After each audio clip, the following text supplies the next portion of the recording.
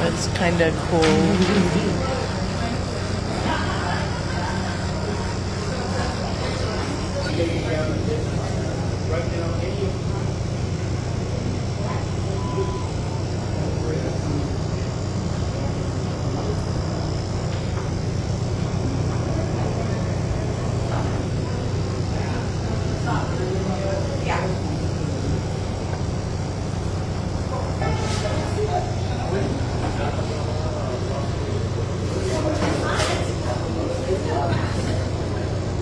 It is.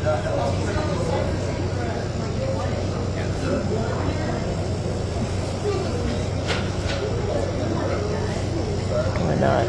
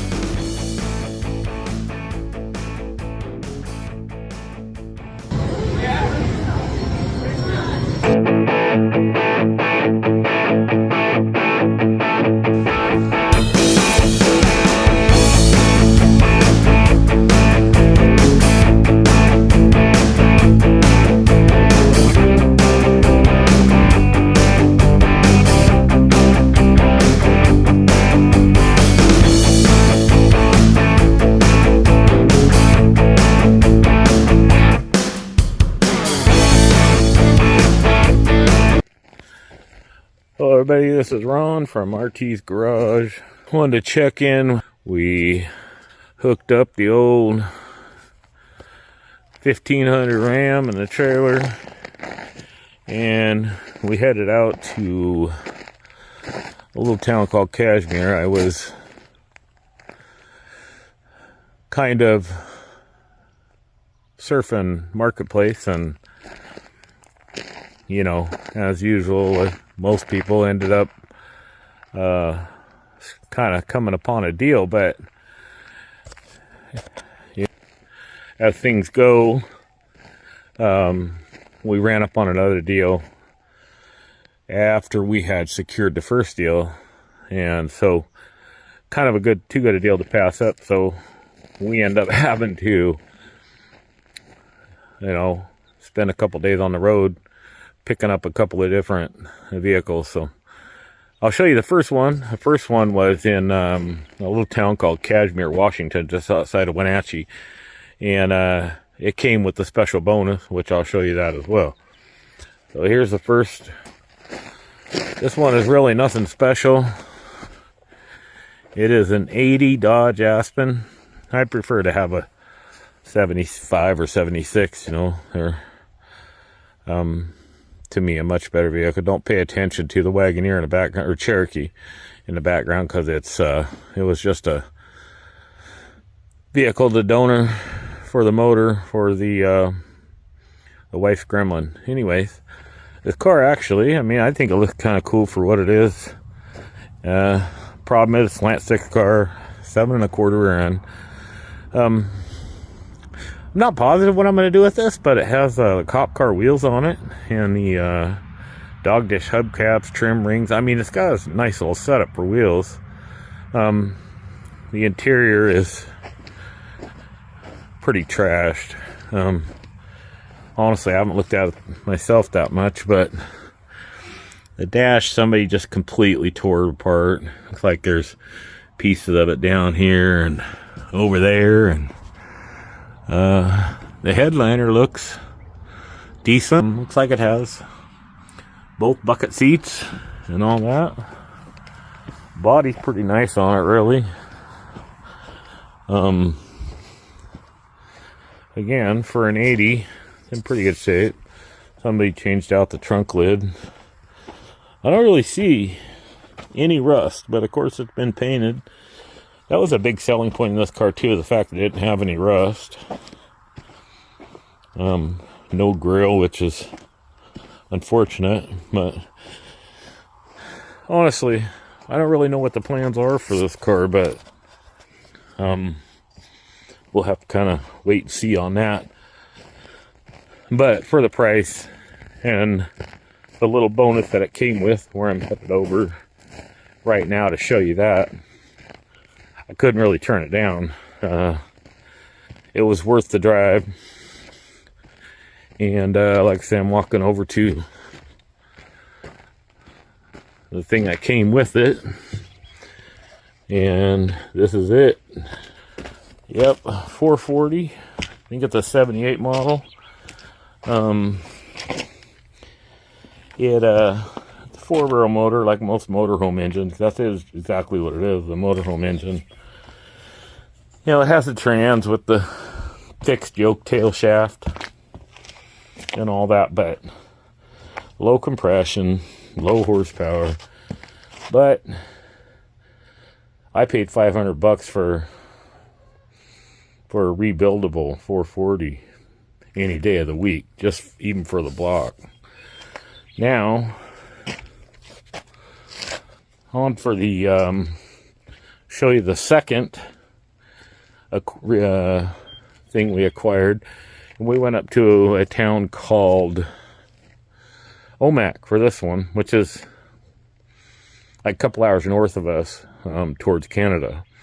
And this one came up on a page, Plymouth Duster page, actually. It's a 74 Duster, slant six, drum brake, automatic, 7 1/4 rear end, nothing special there.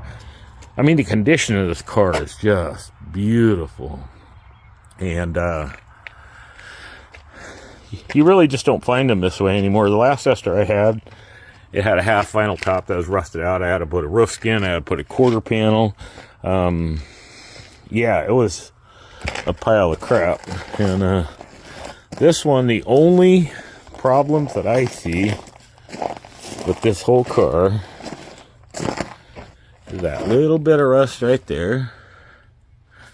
And there's some bubbling right there. And maybe a little bit right there. And that is it. But I will say, oh, there's a little bit right there underneath the trim, but surfaced really is, I think it grind it out, it'd be good. But I gotta tell you, the gentleman that I got this car from, he said he had it shipped in from Virginia years ago. This was the last time it was driven. And then he said he stopped driving it when his liver failed. So he is having issues with his liver. He's an older guy, older than me anyway. And he just stopped driving it at that point. He said there are no brakes on it. I didn't test that. I just rolled it off the trailer. Here's a little peek at the interior. Although it's dirty, I mean, it's really, really nice. Just, you know, these cars, they just deteriorate from sitting. The rubber mats, AM radio, and nothing special, no AC. I don't care about that. Look at the dash pads in good shape. Headliner, sun visors. The only issues is the seat right there. So I'll have to fix that. Door panels, armrests. I mean, just crazy, amazing, good shape on this car. I know 74 is not the most desirable year, but I think they're becoming more popular all the time. And let me get this hood open.